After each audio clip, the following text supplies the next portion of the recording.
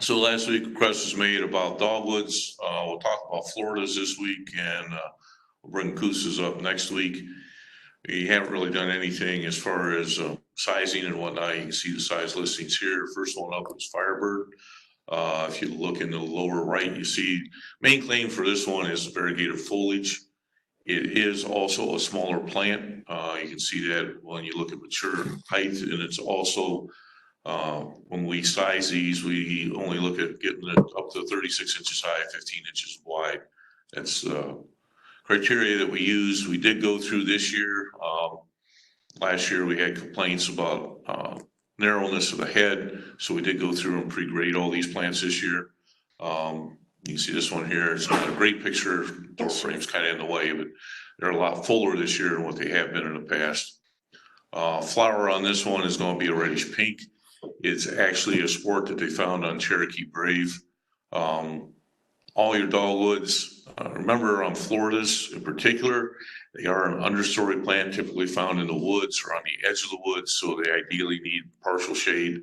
Putting them out in full sun will cause stress, especially if they don't get enough water, and that will lead to other issues with this plant. Everyone's aware of anthracnose, which is a fungal disease that takes the leaves off the plant. So be careful what you're doing with these when you're planting them out.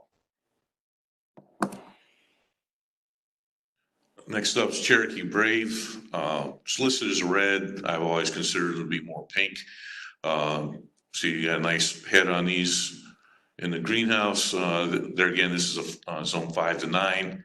They're 15 to 30 feet high and 25 to 35 feet wide. So they could potentially be a little wider than what they are tall. This is supposedly one of the better red flowering dogwoods, and according to some, when you do the research on it, it's also supposed to be one of the most drought resistant in Florida as well. So a number of things that this one brings to the table. Biggest thing is the flower color. Cloud 9's been around for a while. This one's claim to fame mainly is the size of the flowers. It's supposed to be one of the largest as far as the white flower. It's also very prolific with the white flower. This is going to be similar to Cherokee Brave as far as sizing, 15 to 30 feet high and wide. One of the things that's not discussed a whole lot with dogwoods, you see in the upper right-hand corner, put a picture in there of fall color. They have both good fall leaf color, and then also you will get the red fruit. Birds that eat the seeds, but that's also, I don't see any in this picture, but that's also another, it's a bright red on the fruit. So there's a number of good things to see in this plant in the fall. There again, all the Floridas, well drained. They say they will tolerate clay. They will survive in clay for a couple of years and then they will typically die. I've tried it, doesn't work real well. Put one Coosa in for this one for this week. This is Elizabeth Lustgarten. Main claim to fame for this one, it's a weeper, as you can see in both our picture and the one that we pulled off the internet. They get 12 to 15 foot high and wide. Coosas, remember, bloom later than Floridas. They'll bloom more towards the end of May. There again, it prefers a medium well-drained soil. It does seem to be a little bit more tolerant per se than Florida's. But there again, they're all pretty much similar in what they do. Coosas also will do a better job for you out in full sun as well. And this is a zone 5 to zone 8 plant. The picture here, if I remember correctly, is a 7 gallon. So they're both 5s and 7s. Did a couple on hydrangeas. This one I don't think we really talked about too much. This is Magical Ruby Red. We've gotten away from the other red one that we have.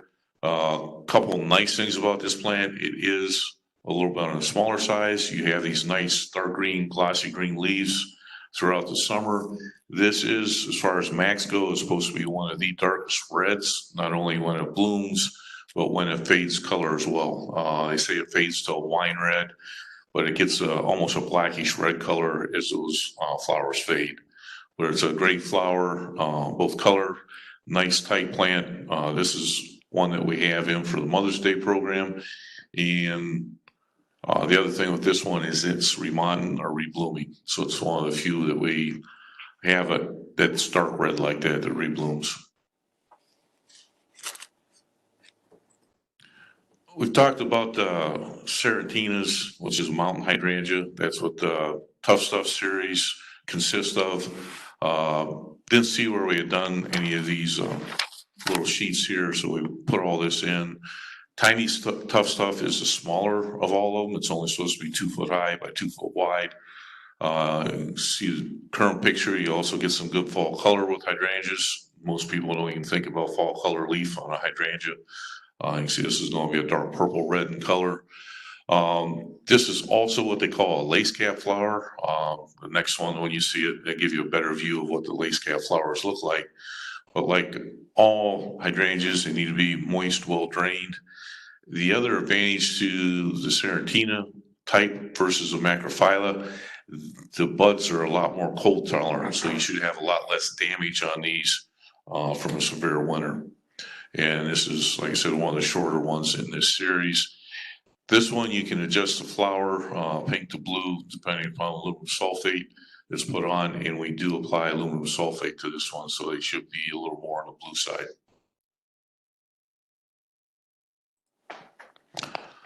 So this is a picture I was talking about as far as seeing a lace cap. If you remember a picture of Endless Summer or even Ruby Red, those are typically what everyone expects with a hydrangea. A lace cap will have these flowers along the outside edge, and then the other part of the flower on the inside just opens up into small. So you've got both the pollen and both parts of the plant there as well. This one is AHA. This is the one that PW came up with. This one's easily changed as far as pink and blue. We do put the aluminum sulfate on there to get the blue out of it. It is a zone 5 to 9, and it's going to be 3 foot high by 3 foot wide. The other thing, when you look at these, I call them florets or little flowers, they are more double as compared to the other ones, which are more of a single layer of petals as they go around. And this is also known for reblooming. As far as what they've put in this Tough Stuff series, it's the one that reblooms the most. Once it starts, it just continues throughout the rest of the summer.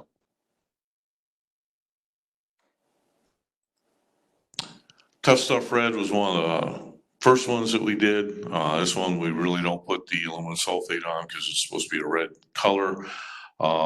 Keep in mind on both these and the macrophyllas, the more pink or red that you have on that flower, you're not going to get a true blue when you put aluminum sulfate on. It's going to be more of a purple. And you see here, this is a lace cap. This is what you can call more of a single. You don't have the extra petals on there. And this plant's another one that's 3 foot by 3 foot. Similar to Max, Serratinas would do better for you generally in the afternoon if you give them shade. They seem to be a lot tougher and hold up a lot better the heat than what the Max do, but I would still recommend giving them afternoon shade. With the Royal family, we're out of. We have 7s, but we're pretty much booked out. But we just wanted to show you the 3 gallons, how nice they are. We got good availability on the 3 gallon. We have Prince Princess, Prince Maid, we're out of, but we do have Prince Princess. They look really good, nice and full. Real limited on the bigger sizes, but we wanted to show you that the 3 pushing past its listed size. So, and then you all should know the points on the holly. One thing of note for winter is we do put inside plastic on these as well. So you got the hoop house that's covered, and you also have another layer of inside plastic. And we also have it set up for winter water. So this is a plant that can desiccate over the winter.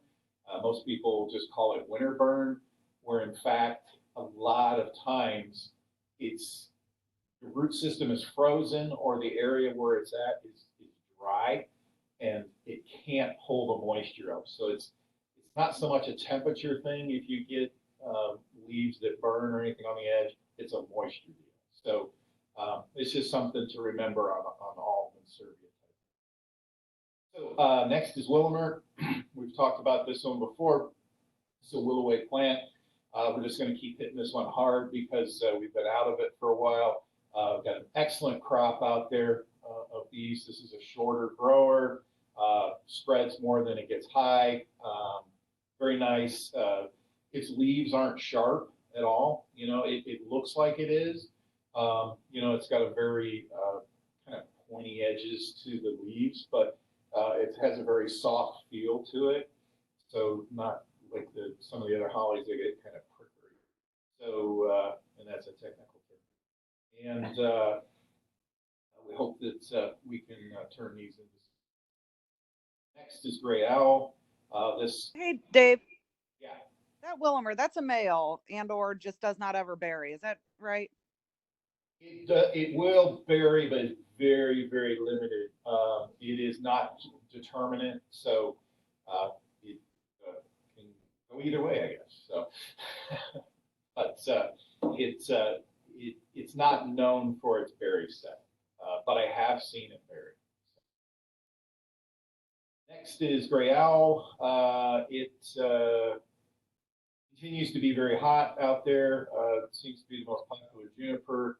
It kind of fades in and out here and there, but we just want to show you we've got great looking crop. We still have some availability. I would expect this to go pretty quick, but you know, it's a great. It's one of my favorite junipers. You get that color. It's very disease resistant, very tough. It can handle a lot of different situations. It's very drought tolerant.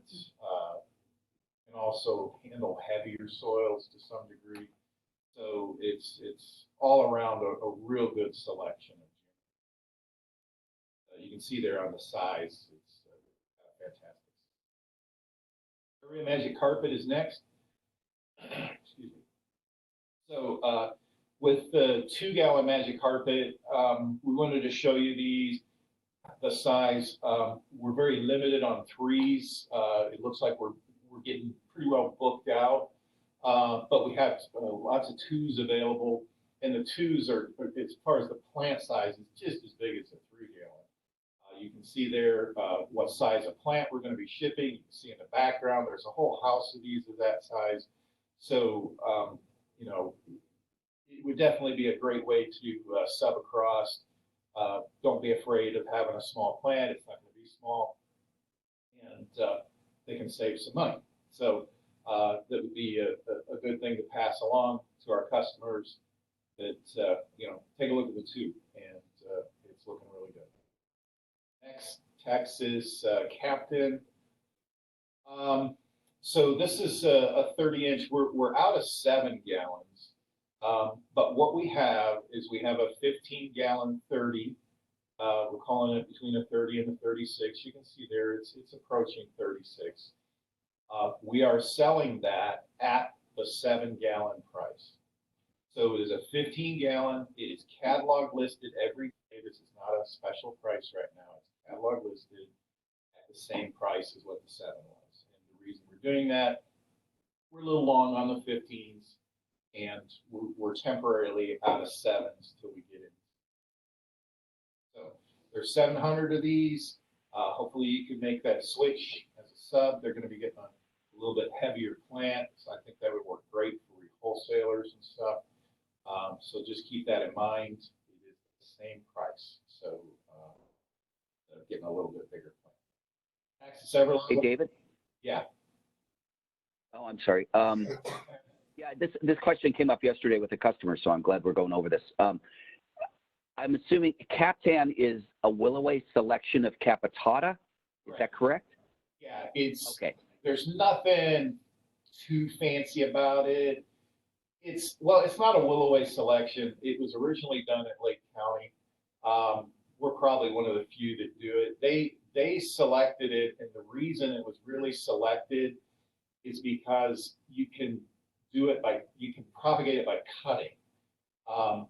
Straight run Capitatas, most of them you can't propagate it by cutting. It just won't propagate well. So it's usually done by seed.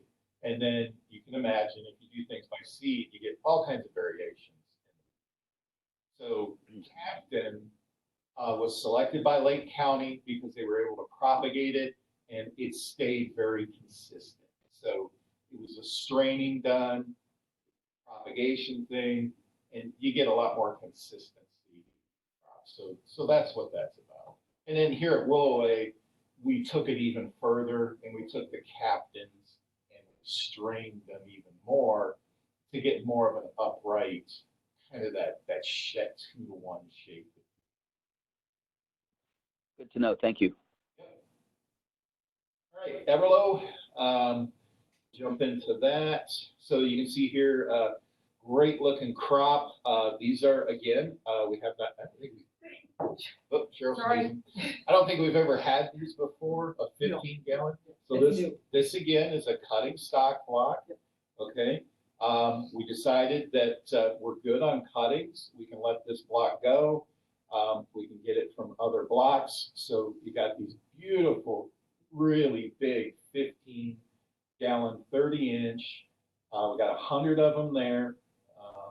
And you can see they're just cookie cutter down through there. You know, we've trimmed them and take cuttings off them for several years. So they have a real nice shape to them. And it's time to sell them and let them go. So that's another item that's brand new, bigger size, you know, shooting towards that wholesaler or landscaper. So make sure you pay attention to that one. It's new. Take a look, ask questions if you need. And then last, we will go to the Smart Guard. Okay, now I can say my spiel. So we are out of 5s right now. So what we decided was we got some 7 gallons on that are running a little shorter. You can see here they're not quite touching 42. We decided we could let those go. We reduced the price a little bit. We're going to list them as a 36-inch in a 7-gallon pot. I'm really not going to list a lot of them. Just my intention is to cover anybody who just is really stuck on the 5-gallon and can't make the 48-inch 7. This may be something to bridge that a little cheaper. So that might work out. So we put 500 of them on, and hopefully we can work on that as a substitution. So that is those. And then we have beautiful big 48-inch all day long. We have quite a few of those. 48-inch. We got there's plenty of those. over 4,000, 5,000. There's a lot. So we still have the 48-inch. There's nothing wrong with those. We just added these, some smaller ones in a block we had. And you can see they're not multi. They're pretty much single leader. So they're right. So hopefully that'll work.